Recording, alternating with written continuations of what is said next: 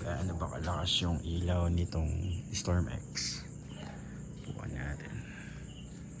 Papansin nyo. Yan. Ganyan siya. Okay.